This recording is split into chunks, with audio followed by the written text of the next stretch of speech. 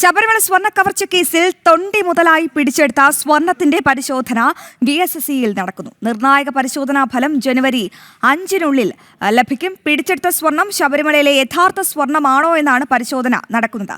പരിശോധനാ ഫലം നെഗറ്റീവായാൽ ശബരിമലയിലെ യഥാർത്ഥ സ്വർണം രാജ്യത്തിന് പുറത്തേക്ക് കടത്തിയിരിക്കുവാനുള്ള സാധ്യതയാണ് പിന്നീട് അന്വേഷിക്കുക. ജനം ബ്രേക്കിംഗ് വിവരങ്ങൾ നൽകാൻ പ്രശാന്ത് ശങ്കരമംഗലത്ത് ചേരുന്നുണ്ട്. പ്രശാന്ത്, വളരെ നിർണായകമായ ഒരു വിവരമാണ് ഈ ഘട്ടത്തിൽ വരുന്നത്. എന്തായാലും ഈ തൊണ്ടി മുതലായി പിടിച്ചെടുത്ത സ്വർണത്തിന്റെ പരിശോധന എങ്ങനെ പുരോഗമിക്കുകയാണ്? എപ്പോഴാകും പരിശോധനാ ഫലം വരിക? പ്രശാന്ത്. ഫെബ്രുവരി 5-ാം തീയതിയോടുകൂടി തന്നെ പരിശോധനാ ഫലം എത്തുമെന്നാണ് നമുക്ക് മനസ്സിലാക്കാൻ കഴിയുന്നത്.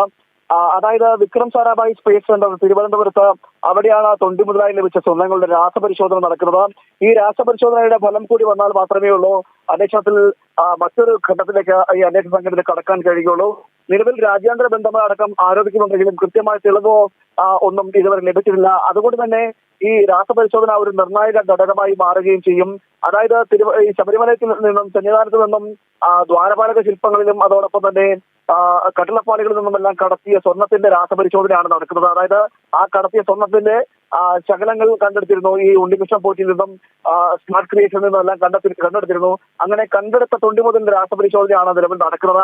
അത് ആ രാസപരിശോധനാ ഫലം വന്നാൽ മാത്രമേ അറിയൂ ശബരിമലയിൽ നിന്നും കടത്തിയ സ്വർണം തന്നെയാണോ, കട്ടിളപ്പാളികളുടെയും അതോടൊപ്പം തന്നെ ദ്വാരപാലക ശില്പങ്ങളുടെയും സ്വർണം തന്നെയാണോ ഈ സ്വർണം എന്ന് കണ്ടെത്താൻ കഴിയും. അങ്ങനെ കണ്ടെത്തിയാൽ മാത്രമേ ഇതിൽ കൂടുതൽ അന്വേഷണം ഉണ്ടാകൂ. ഈ രാസപരിശോധനാ ഫലം നെഗറ്റീവായി മാറിയാൽ, അതായത് നെഗറ്റീവ് ആവുന്ന ഒരു സാഹചര്യം ഉണ്ടായിക്കഴിഞ്ഞാൽ സ്വർണം അന്താരാഷ്ട്ര മാർക്കറ്റിലേക്ക് വിറ്റതായും അല്ലെങ്കിൽ രാജ്യാന്തര തലത്തിൽ കള്ളക്കടത്ത് നടത്തിയതായിട്ടുള്ള വിവരങ്ങളിലേക്ക് അന്വേഷണ സംഘത്തിന് കടക്കേണ്ടി വരും.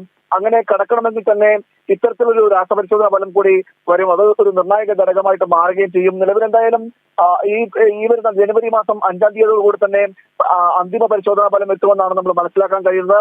ആ പരിശോധനാ ഫലം എത്തിക്കഴിഞ്ഞാൽ അന്വേഷണ സംഘം ഈ രാജ്യാന്തര കള്ളക്കടത്ത് സംഘത്തെ കേന്ദ്രീകരിച്ചെല്ലാം അന്വേഷണം തുടങ്ങുകയും ചെയ്യും. സ്വർണ്ണത്തെക്കുറിച്ച്, തൊണ്ടിമുതലിനെ കുറിച്ച് യഥാർത്ഥ ചിത്രം അന്വേഷണ സംഘത്തിന് ലഭിക്കുകയും ചെയ്യും. നിലവിൽ ഈ അന്വേഷണ സംഘത്തിനും ഈ കണ്ടുകിട്ടിയ സ്വർണം, അതായത് ഈ തൊണ്ടിമുതലായി ലഭിച്ചിരിക്കുന്ന സ്വർണം അത് ശബരിമലയിലെ സ്വർണം തന്നെയാണോ എന്ന കാര്യത്തിൽ ഒരു സംശയമുണ്ട്.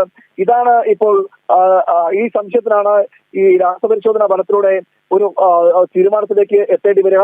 എന്തായാലും ഉടൻ തന്നെ, അതായത് ജനുവരി 5-ാം തീയതിയോടുകൂടി തന്നെ രാസപരിശോധനാ ഫലം എത്തും. അതോടുകൂടി തന്നെ ശബരിമലയിലെ സ്വർണ്ണക്കള്ളയുമായി ബന്ധപ്പെട്ട അന്വേഷണം മറ്റൊരു ഘട്ടത്തിലേക്ക് കടക്കുകയും ചെയ്യും. അശ്വതി, തീർച്ചയായും പ്രശാന്ത്, അത് തന്നെയാണ്. എന്തായാലും ഈ ശബരിമല സ്വർണ്ണ കവർച്ച കേസിൽ ഈ തൊണ്ടി മുതലായി ലഭിച്ച സ്വർണത്തിന്റെ പരിശോധനാ ഫലം വരുമ്പോൾ അത് മറ്റൊരു ഗതിയിലേക്ക് ഈ അന്വേഷണത്തെ കൊണ്ടെത്തിക്കാൻ സാധ്യതയുണ്ടെന്നാണ് ഞങ്ങളുടെ പ്രതിനിധി പ്രശാന്ത് ശങ്കരമംഗലം പ്രേക്ഷകരുമായി പങ്കുവച്ച വിവരം.